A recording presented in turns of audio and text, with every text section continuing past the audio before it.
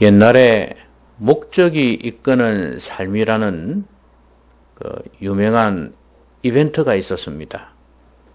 책도 만들었고 또 교회마다 진정한 하나님께서 기뻐하시는 목적이 있어야 된다. 그렇게 살아야 하나님 기뻐하신다 해서 유행처럼 번지다가 지금은 온데간데 없이 사라져 버렸습니다. 목적이 이끌어가는 삶은요, 주님이 이끌어가는 삶이라는 그런 의미로 생각을 했겠죠.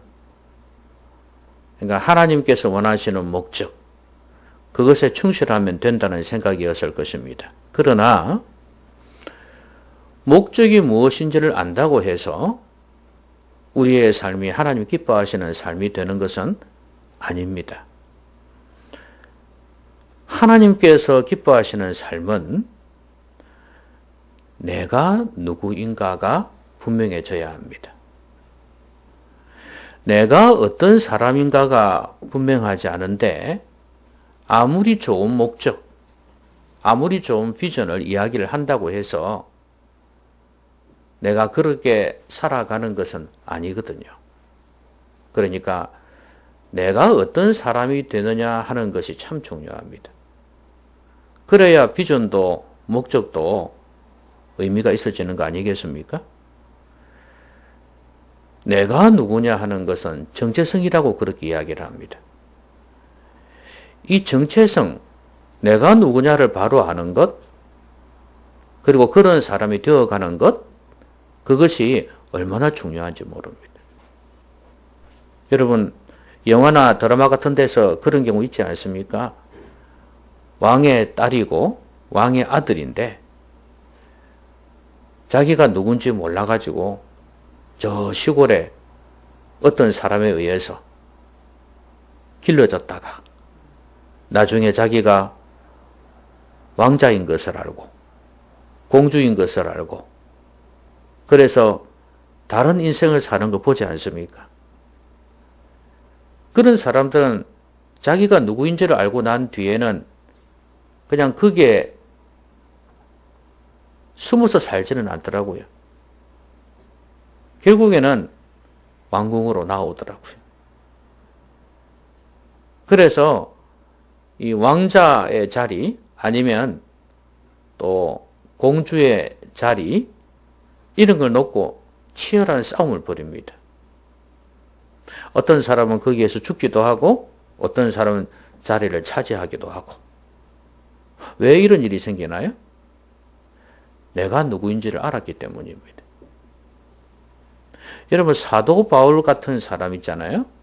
이 사람 원래 사울입니다. 이 사람은 유대교에 아주 충실한 사람이었어요.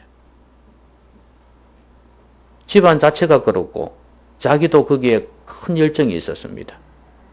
그런데 이 사람이 예수님을 만나고 난 뒤에 그리고 이 사람이 진정으로 어떤 사람이 되어야 되는지를 알고 난 뒤에는 완전히 새로운 인생을 살게 됩니다. 너는 내가 택한 그릇이다. 너는 이방인을 위해서 내가 택한 그릇이다. 주님을 만나면서 이 사람은 이것이 그야말로 자기 온 영혼에 이 구절 하나가 스며들었어요. 아, 나는 이런 사람이구나. 예수님을 믿으면서 자신이 어떤 사람이며 어떤 사람이 되어야 하는지를 분명하게 알게 된 것입니다. 자신의 정체성을 분명히 하고 난 뒤에 이 사람은 목숨까지도 불사하는 그런 인생을 살게 됩니다. 이런 걸 보면 내가 누구냐 하는 것, 이 정체성이 이끌어가는 삶이 정말 중요하다는 걸 보여주는 것입니다. 여러분은 누구입니까? 네? 여러분은 누구입니까? 하나님처럼 나는 나다 그렇게 하렵니까? I am who I am 이게 나는 스스로 있는 자다 그 말이 여호와의 뜻입니다. 나는 나다 그 말이거든요. 쉽게 번역하면. 그럼 여러분도 나는 나다 그러시렵니까?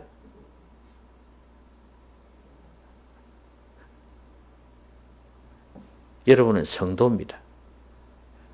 성도는 무엇입니까? 거룩한 무리예요. 거룩한 백성이에요. 성도. 그리고 여러분은 제자입니다. 주님을 따라가는 사람이에요. 자, 그러면 우리가 성도로서 제자로서 어떤 사람이 되어야 되는가? 도대체 성도는 어떤 사람이며 제자는 어떤 사람이냐? 예수님께서 오늘 제자들에게 하시는 이 말씀을 통해서 그걸 살펴보고 아, 내가 이런 존재구나. 성도는 내가 성도인데 내가 제자인데 아, 성도와 제자는 나는 이런 사람이 되어야 되는구나 하는 것을 오늘 말씀을 통해서 좀 깨달았으면 좋겠습니다. 그리고 여러분들이 그런 사람이 되기를 몸부림치면서 노력하셨으면 좋겠습니다. 왜냐하면 그것을 알아야 그런 사람이 되어야 정체성이 이끌어가는 삶, 하나님께서 기뻐하시는 삶을 살 수 있기 때문에 그렇습니다. 오늘 주님께서는 앞에서도 늘 말씀하셨지만 이런 말씀을 많이 하셨어요. 하나님을 사랑하면 나를 사랑한다. 그리고 나를 사랑하면 나의 제자들을 사랑한다. 그리고 또 이런 말씀도 하셨어요. 세상이 너희를 미워하면 바로 나를 미워하기 때문이다. 이 말씀을 하셨어요. 오늘 본문에도 그런 말씀이 많이 나오지 않습니까? 그리고 너희들은 나의 제자인데 사람들이 주인을 갖다가 이렇게 핍박을 했다면 종에 대해서는 말할 것도 없지 않느냐. 그 집안 사람들은 말할 것도 없지 않느냐. 그러면서 나를 그렇게 핍박하고 미워했으니 너희들도 핍박하고 미워할 것은 당연하다 그랬습니다.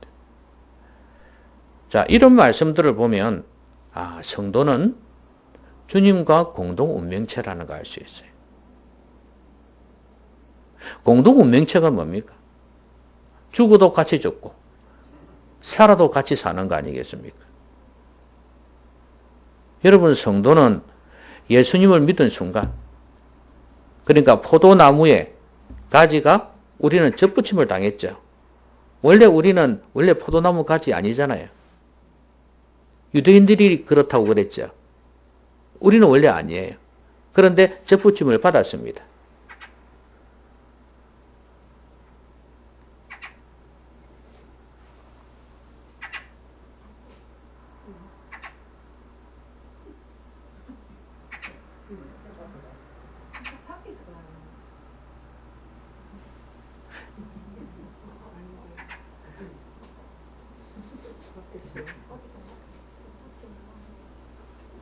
자, 접붙임을 받았는데요.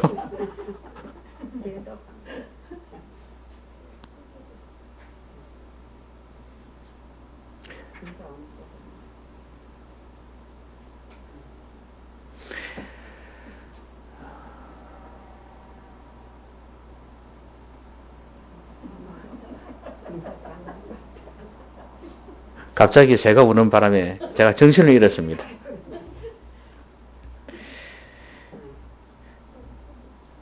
그래서 저희들이 우리가 이 접붙임을 받았지 않습니까? 그래서 이제 우리는 그 하나님의 자녀가 되었습니다.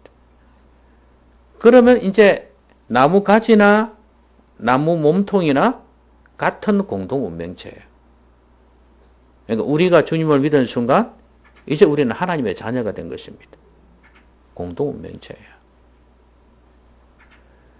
여러분 남녀가 결혼을 해서 아이를 낳는 순간 그 아이는 부모님과 공동 운명체예요. 싫든 좋든 원했든 원하지 않았든 공동 운명체입니다. 그와 똑같습니다. 여러분들이 미움을 받는다면 예수 믿는 것 때문에 미움을 받는다면 아, 예수님도 그랬구나 하는 걸 아시면 좋겠습니다. 그래서 우리는 어디를 가든 내가 잘하면 하나님이 칭찬을 받고 내가 잘 못하면 하나님이 욕을 들어본다 그 말이에요. 이 공동 운명체예요. 그리고 또 하나 예수님을 잘 믿고 하나님을 사랑하는 사람들이 많이 있는 곳에서는 내가 예수님을 잘 믿으면 인정을 받고 사랑을 받아요. 근데 예수님을 믿는 사람들이 적어요. 예수님을 미워하고 거부하고 하나님에 대해서 정오심을 가지고 있는 사람들이 있는 곳에서는 내가 예수 잘 믿으면 좋아하지를 않습니다. 왜? 나는 운명 공동체니까. 그러니까 우리는 예수님 믿은 순간부터 이제 주님과 함께 길을 걸어가는 것입니다. 여기에서 따로 살려고 한다면 문제가 생기기 시작할 겁니다. 부모님이 마음에 안 든다고 자기가 볼 때 부모가 마음에 안 든다고 나는 내 인생 살겠다. 부모 없는 것으로 하겠다. 그렇게 한다고 해서 그 삶이 바른 삶이겠냐 이 말이죠. 그리고 진짜로 그렇게 멀어지겠냐 이 말이에요. 그거는 자기 자신을 망치는 행위입니다. 주님과는 운명을 같이 해야 됩니다.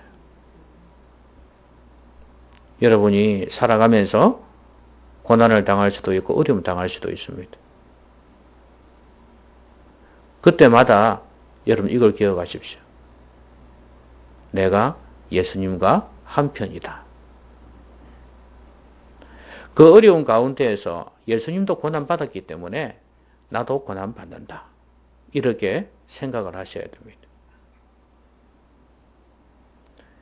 그렇지 않으면 그 어려움들을 이겨내기 힘들고 결국에는 그 공동 운명체에서 탈퇴를 하려고 할 것입니다. 고난받는다는 걸 잊지 마십시오. 그러나 또 하나 다윗이 늘 고백했듯이 하나님은 내 우편에 계신다. 하나님이 내 편이시니 내가 누구를 두려워하랴. 이런 말씀도 있지 않습니까? 그래서 여러분이 힘들고 어려울 때 내가 어렵지만 하나님 믿기 때문에 예수님 믿기 때문에 어렵지만 그래도 하나님은 내 편이시라 하는 것을 잊지 말았으면 좋겠습니다. 하나님이 살아계시는 분이기 때문에 내가 하나님을 믿기 때문에 하나님은 내 편이다 하는 거예요. 근데 이런 고백은 다윗처럼 하나님을 간절히 찾고 하나님의 뜻 가운데에서 회개하며 그렇게 살아가려고 하는 사람에게서 나오는 고백입니다. 이걸 잊지 말았으면 좋겠습니다. 하나님은 여러분 편이에요. 예수님을 믿고 하나님의 자녀가 된 사람. 그래서 하나님의 뜻대로 살아보려고 몸부림치는 사람에게는 하나님께서 함께 해주신다는 거. 잊지 말았으면 좋겠습니다. 예수님께서 지금 이 말씀 하시는 이유는 앞으로 내가 십자가에 못 박히고 죽고 난 뒤에 또 부활 승천하고 난 뒤에 많은 사람들이 나를 핍박할 뿐만 아니라 너희들을 핍박할 거다. 그때 꼭 기억을 해라 이거예요. 나하고 너희들은 운명 공동체다. 나를 미워했기 때문에 너희를 미워하는 거다. 그러나 잊지 말아라. 내가 세상 끝날까지 너희와 항상 함께 하겠다. 그리고 내가 성전에서 올라가도 성령을 보내주어서 너희들과 함께 하게 해주겠다. 이렇게 약속하셨단 말이죠. 여러분 성도가 이런 사람이에요.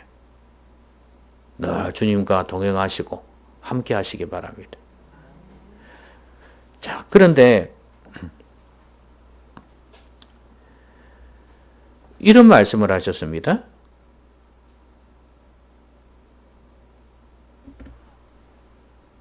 16절에 보시면 너희가 나를 택한 것이 아니요 내가 너희를 택하여 세웠나니 이는 너희로 가서 열매를 맺게 하고 또 너희 열매가 항상 있게 하여 내 이름으로 아버지께 무엇을 구하든지 다 받게 하려 함이라.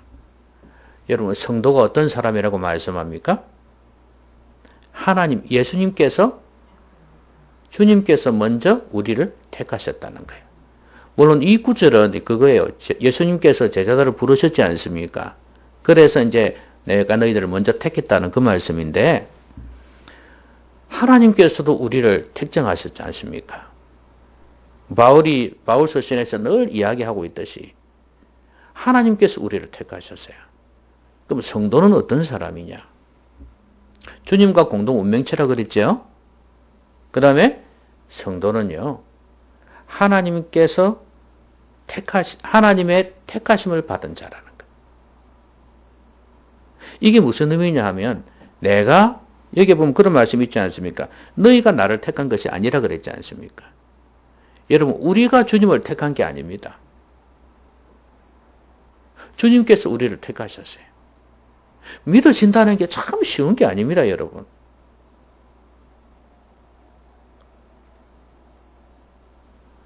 제가 늘 감사한 건 믿지 않는 집안에서 예수님을 믿게 되었다는 게 너무 감사하단 말이에요. 믿지 않는 집안에서 어떻게 복음을 알았겠어요? 왜곡되게 알고 있을 거고 하나님에 대해서도. 근데 하나님께서 제 안에 믿기 전부터 신을 찾는 마음을 주셨어요. 그런 마음 주셨기 때문에 친구 따라 교회도 갔고 그 사춘기 때 다녔지만 아직도 주님을 알지 못한 가운데 있다가 어느 순간에 하나님께서 말씀을 통해서 가르쳐 주시고 복음을 알게 하시고 그래서 예수님을 믿게 되었단 말이죠. 야, 이거 생각하면 보통 은혜가 아닙니다. 여러분, 우리가 전도를 해보아서 알겠지만 예수 믿는 게 얼마나 힘든지 모릅니다. 마음껏 믿어지는 게 아니에요. 심지어 교회를 나와도 안 믿어지는 경우가 많아요. 여러분, 은혜입니다, 은혜. 어느 선교사님이 우리 국내에서도 집회를 많이 하고 그러는데 외국에 청소년, 이분이 청소년들을 주로 많이 해요. 그래서 외국에서 필리핀에서 청소년들의 집회를 했었어요. 근데 한 70%는 필리핀 청소년들, 중고등부 학생들이었고요. 30%는 우리나라에서 간 애들이에요. 이제 우리나라에서 간 애들은 어떤 애들이냐 하면 골통들이에요. 그러니까 집은 뭐 교회를 다니고 부모님들도 다니고 그런데 자녀들이 믿음도 없고 학교에서도 농땡이 부리고 이런 애들 있잖아요. 이런 애들이 이제 부모님의 성화에 못 이겨서 가게 된 거예요. 그런데 이 선교사님이 설교를 하는데 필리핀 애들은 잘 받아들여요. 그런데 한국 애들은 아마 뒷짐지고 화장실 왔다 갔다 하고 핸드폰을 뺏어가 핸드폰을 못 하는데 수근거리고 막 얼굴 삐딱하게 해가지고 도저히 은혜를 받지는 못하더라고요. 좀 속된 말로 놀던 애들이거든요. 그런데 이제 마지막 집회를 하지 않습니까? 마지막 집회를 하는데도 전혀 반응이 없어요. 그렇게 끝나버렸어요. 이제 마지막 식사를 하고 식당에서 식사를 하고 이제 짐을 싸놓고 식사를 하고 가야 될 판이에요. 근데 어느 한 학생하고 이 선교사님하고 앉아가지고 식사를 하고 있었어요. 근데 이 아이가 하는 말이 은혜를 받고 싶어도 도저히 은혜가 되지 않는다. 믿고 싶은데 안 믿어진다.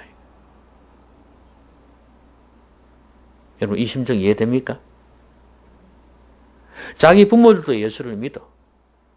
어쩌면 친구들 중에도 예수님을 진짜로 잘 믿는 애들이 있어. 그래서 자기도 이런저런 교육을 통해서, 영향을 통해서 나도 잘 믿고 싶은데 안 된다는 거예요. 이런 애들이 대부분이에요. 그러니까 한국 애들이 전혀 은혜를 못 받은 거지. 그래서 이 선교사님이 이제 이야기를 하기 시작합니다. 너 안에 그런 마음을 주신 분이 하나님이시다. 은혜를 받고 싶은 마음을 주신 분이 하나님이시다. 하나님은 너를 안 버리셨다. 하나님은 너를 사랑하신다. 그러니까 이 아이가 마음이 싹 녹아지기 시작하는 거예요. 진짜입니까? 자기는 아무리 해도 안 되니까 하나님이 나를 사랑하지 않는 줄 알았어. 그리고 내가 도저히 믿고 싶어도 믿음이 안 생기는데 어떡해. 그렇지 않겠습니까? 영적인 상태가 뭐 엉망이었으니까. 교회를 다닌다고 어때 뭐 신앙이 생기는 거 아니잖아요. 애들이 보면 왔다 갔다 하는 애들 얼마나 많은데. 그러면서 얘가 눈물을 흘리면서 영접을 한 거예요. 이제 마지막 가야 되는데. 그래서 이 애가 여자친구하고 같이 왔는가 봐. 그러니까 여자친구를 데리고 왔네? 그러니까 이 아도 똑같이 이렇게 이야기를 해가지고 또 그렇게 해가지고 영접 기도를 했어요. 안 되겠다 이라고. 이 애가 좀 두목객이었거든. 거기에서. 그 애들 다 데리고 온 거야. 한국 애들. 그래갖고 집단 개종 같은 거 있지 않습니까? 집단으로 은혜를 받기 시작한 거야. 다 영접한 거야. 여러분, 이게 바로 은혜예요, 은혜. 우리가 하나님의 자녀가 된다는 것, 이거는 우리가 택해서 되는 게 아니라 하나님께서 우리를 택하여 주신 거예요. 이게 은혜란 말이에요.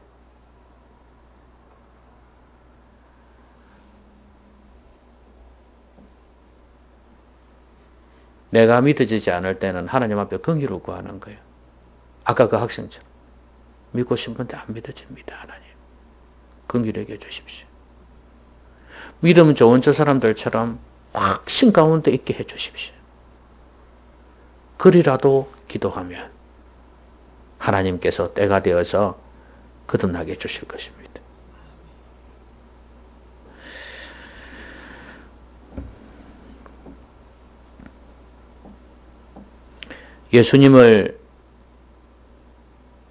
예수님께서 우리를 믿게 해주시면 그 은혜를 받으면 인생이 달라집니다. 이게 정체성 아닙니까? 하나님께서 우리를 택하여 부르셨다는 거예요. 우리를 택하셨다는 거예요. 은혜로 말미암아. 만약에 내 행위로 그랬다면은 우리는요, 우리 인생을 주님 위해서 살지 않습니다. 교회를 다녀도 나를 위해서 삽니다. 왜? 내가 선택했기 때문에. 근데 주님께서 나에게 은혜를 베푸셔서, 왜냐하면 은혜를 베푸셨다는 것은 내가 구원받을 자격이 없다는 거예요. 내가 죄 가운데 있는 자요. 하나님께서 진노하시는 그런 자인데 나에게 긍휼과 은혜를 베푸셔서 내가 구원받았기 때문에 이걸 아는 사람은, 이걸 경험한 사람은 자기를 위해 살 수가 없어요. 아까 이야기한 바울이 그렇지 않습니까? 자기 같은 그런 죄인을 주님이 사랑해 주셨단 말이에요. 그러니까 주님 위해서 살 수밖에 없는 거 아니겠어요? 여러분, 내 주 예수 주신 은혜 한없건만, 이 찬양 아시죠? 마지막에 어떻게 합니까? 이 생명도 뭐 주님께 드린다는 그런 찬양이 있지 않습니까? 은혜를 깨닫는 사람은 주님에 살 수밖에 없어요. 그래서 정체성이 이렇게 중요하단 말이에요. 하나님이 나를 택하였구나. 나에게 은혜 베푸셨구나. 이걸 알게 되면 인생이 달라집니다. 왜 주님 위해 못 사냐? 왜 내 자신을 위해 사냐? 내가 선택했기 때문이에요. 내가 선택했다고 생각하는 거예요. 내가 교회 다니고 내가 믿는 거라고 생각하는 거예요. 아니에요. 나 같은 죄인을 하나님이 부르셔서 나로 하여 믿어지게 하셨다. 그리고 교회도 나오게 하셨다는 걸 깨닫는 순간 인생이 달라집니다.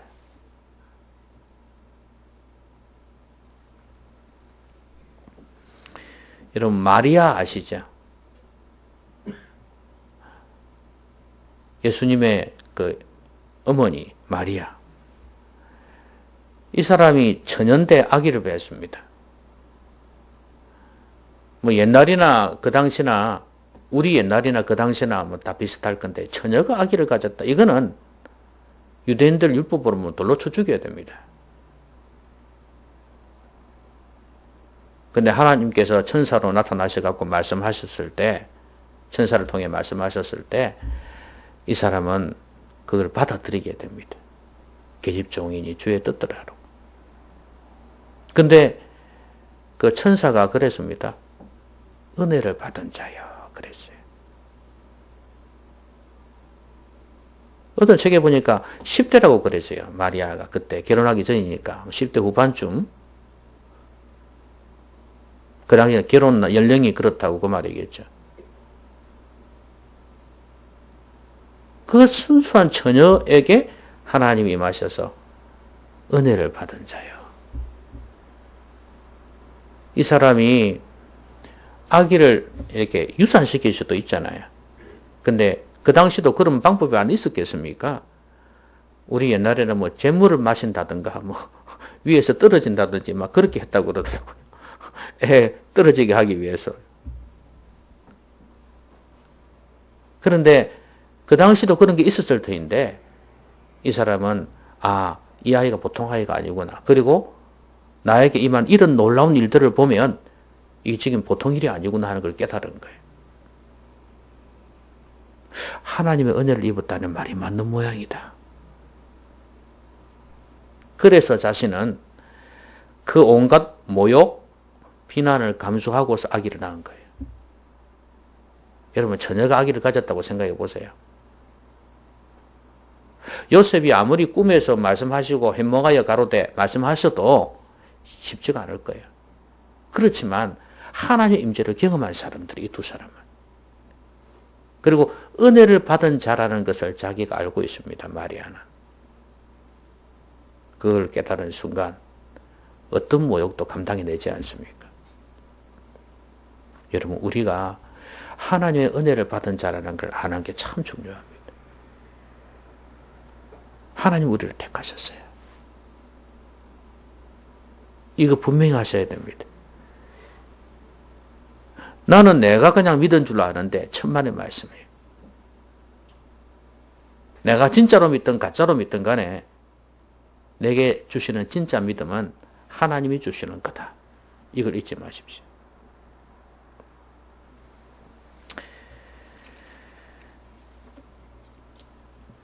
그 다음에 이런 말씀을 하셨어요.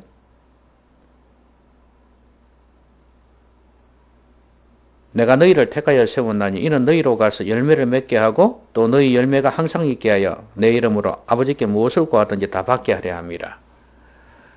열매 중에 뭐 열매가 여러 가지로 의미할 수 있겠지만 여기에서는 기도 응답에 대해서 말씀하고 있죠. 아버지께 무엇을 구하든지 다 받게 하려 합니다. 내가 너희들을 택한 이유가 뭔지 아느냐? 하나님의 자녀의 특권입니다. 하나님 앞에 기도하여서 응답받는 것. 이것이 하나님께서 택하신 이유라고 말씀합니다. 여러분, 이 기도의 특권을 잘 누리시기를 바랍니다. 내가 하나님으로부터 택함받은 자라는 것을 알게 될 때, 그 은혜를 깨닫게 될 때, 하나님 앞에 기도하지 않을 수가 없습니다. 주의 나라와 의를 구하지 않을 수가 없어요. 그래서 기도하면서 응답받아 나가는 것입니다. 자, 이런 말씀이 있습니다. 19절에 보니까 너희가 세상에 속하였으면 세상이 자기의 것을 사랑할 것이나 너희는 세상에 속한 자가 아니요 도리어 내가 너희를 세상에서 택하였기 때문에 세상이 너희를 미워하느니라. 자, 성도의 세 번째 정체성입니다. 첫 번째는 뭐였어요? 주님과 운명 공동체라 그랬죠? 두 번째는요? 주님의 택하심을 받은 자라 그랬어요. 은혜로 택하심을 받은 자라 그랬어요. 세 번째는 세상에 속한 자가 아니라는 거예요. 여러분, 우리는 세상에 살고 있습니다. 그러나 세상에 속한 자가 아닙니다. 여러분, 세상에 속했다는 말이요. 무슨 말이냐면 영어로는 belong to라는 단어를 써요. 그래서 이거는 소유를 이야기합니다. 그럼 나는 세상의 것이 아니란 이야기예요. 여러분, 세상의 임금이 누구죠? 마귀입니다. 우리는 마귀의 것이 아니에요. 마귀에게 속한 자가 아니에요. 원래 우리는 마귀에게 속한 자였는데 오늘 뭐라고 말씀합니까? 내가 너희를 세상에서 택하였기 때문에. 우리는 세상에서 불러냄을 받은 사람입니다. 여러분, 교회 에클레시아 뜻이 뭐라고요? 세상에서 불러냄을 받은 무리단 말이에요. 우리 성도는 세상에 속한 자가 아니요 세상에서 불러냄을 받은 사람이다. 원래는 어둠에 속했습니다. 그러니까 세상이 뭐라 그럽니까? 너희가 세상에 속하였으면 세상이 너희를 자기의 것, 너희를 사랑했을 텐데 너희들이 세상에 속한 자가 아니기 때문에 도리어 미워한다. 그렇게 말씀하지 않습니까? 우리는 세상에 속한 자가 아닙니다. 하나님의 자녀입니다.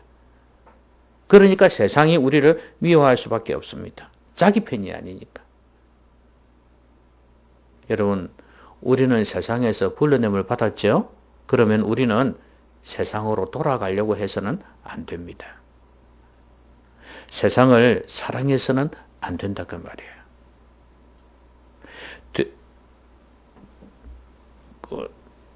돼지가 자기 토한 것을 다시 먹는다? 우리가 만약에 다시 돌아간다면 개와 돼지 같은 그런 존재가 되는 거예요.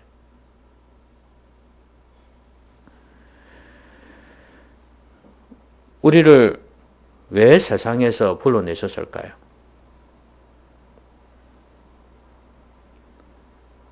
복음을 세상에 전하게 하기 위해서. 그래서 26절에도 계속해서 말씀하시는 것이 성령을 보내주겠다 약속하시지 않습니까? 진리의 성령이 나를 증언하실 것이고 그 다음에 너희도 처음부터 나와 함께 있었기 때문에 증언하느니라 그렇게 말씀합니다. 우리는 하나님의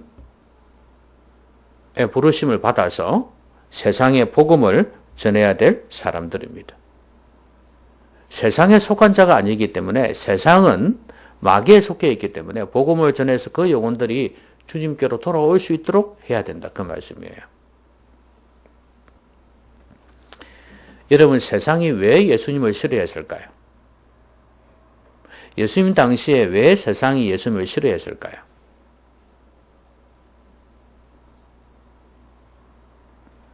특히 헤로드 왕은 유대인의 왕이라고 예수님을 그렇게 알고 있었습니다. 그래서 유대인의 왕이 어디서 나느냐? 동방 박사들이 왕에게 경배하러 왔다 그러니까. 왕은 통치자입니다. 그 사람들이 왜 예수님을 싫어했냐? 내가 주인 되기를 원하지. 주님께서 주인 되는 거 싫다 그 말이에요. 여러분이 예수님에 대해서 복음을 전했을 때 왜 그들이 예수님을 거부할까요? 잘 모릅니다. 마귀가 그들을 잡고 있기 때문에 그렇다는 게 그냥 가장 현명한 답입니다. 그걸 좀 더 살펴보면 어떻습니까? 왜 그들이 주님을 거부할까요? 내 위에 하나님 두기를 싫어한다 그 말이에요. 내 위에 그 어떤 왕도 두기를 싫어해요. 어느 누가 나를 다스리려고 한다. 나를 지배하려고 한다. 기분 나쁜 이야기다 그 말이에요. 그래서 세상은 우리를 싫어하는 겁니다. 그리고 마귀는 그런 방법을 통해서 간접적이지만 자기를 숭배하게 만드는 거예요.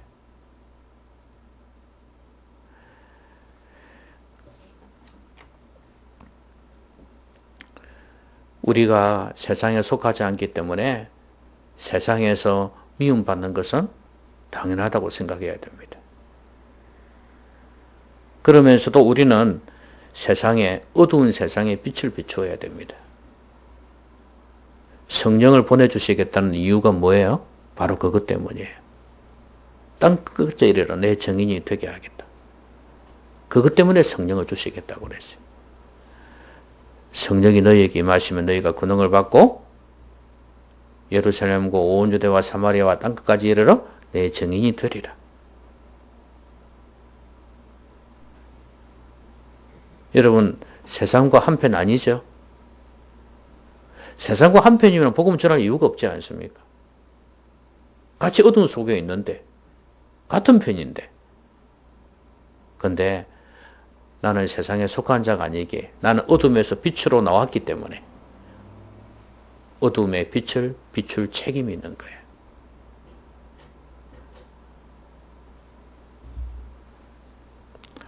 살아가실 때마다 세상은 사랑할 대상이 아니구나. 세상은 어둠을 밝혀야 될 대상이구나. 구원받아야 될 대상이구나. 생각하십시오. 그리고 나는 세상에 속한 자가 아니다. 세상의 것을 너무 사랑하지 말자. 세상 사람들을 너무 부러워하지도 말자. 나는 하나님의 자녀요. 천국에 갈 백성이다. 근본부터가 그들과는 다르다. 하는 것을 잊지 마시기를 바랍니다. 이게 성도예요. 여러분은 성도를 믿는 사람을 어떤 사람으로 생각하셨어요? 오늘 말씀 보니까 어떻습니까? 대단한 존재예요.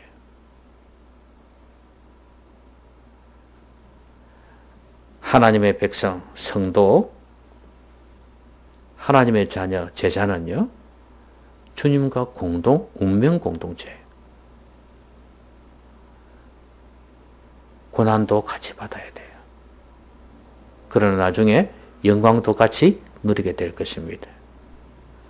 그리고 힘든 세상이지만 주님께서 우리와 함께 하십니다. 그리고 성도는 주님의 택함 받은 자입니다. 은혜로 구원을 받은 자예요. 우리가 잘나서 그런 거 아니에요. 우리가 허물과 죄가 많음에도 불구하고 우리를 용서하시고 믿고 싶은 마음을 주셨어요. 그렇기 때문에 그 은혜를 아는 순간, 깨닫는 순간 우리의 삶은 달라지게 되어 있습니다. 성도는 그렇습니다. 바울이 달라지고 그 아이들이 바뀌었듯이 하나님의 은혜를 아는 순간 인생이 달라집니다.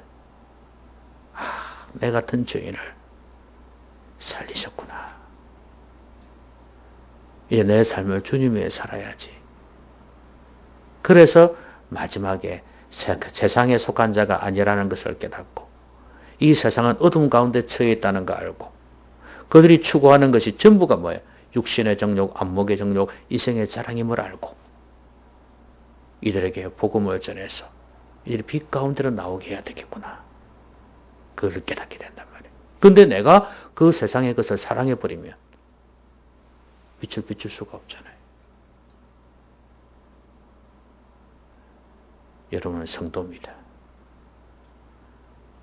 여러분이 성도라는 사실을 분명히 알고 오늘 이 세 가지 성도의 정체성을 분명히 깨달아서 하나님 기뻐하시는 삶을 사시기를 주님의 이름으로 기원합니다. 기도하십시다. 오늘 말씀을 생각하면서 같이 한번 내 언어로, 내 말로 내게 주신 말씀 생각하면서 같이 기도하겠습니다.